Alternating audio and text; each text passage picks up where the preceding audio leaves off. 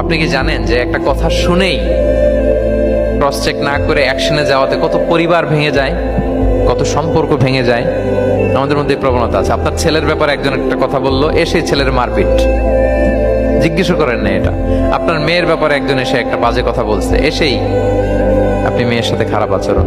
আপনার ওয়াইফের ব্যাপারে একজন বললো আর কি, যে ভাই আপনি এখানে, ভাবিকে তো দেখলাম ওইখানে আরেকজনের সাথে, আপনি এসেই আপনার স্ত্রীর উপর চড়াও অথবা গায়ে হাত তুললেন। তো হতে পারে যে ওই ভদ্রলোক অন্য কোনো মহিলাকে দেখেছে যে দেখতে আপনার স্ত্রীর মতো, এরকম হতে পারে কি পারে না বলেন? তো এই যে আপনি ক্রস চেক না করে, ভেরিফাই না করে যে অ্যাকশনে গেলেন, এতে সমস্যা হবে না সমাজে? পরিবার ভাঙে, সমাজে সম্পর্ক নষ্ট হয়, কলহ বাঁধে।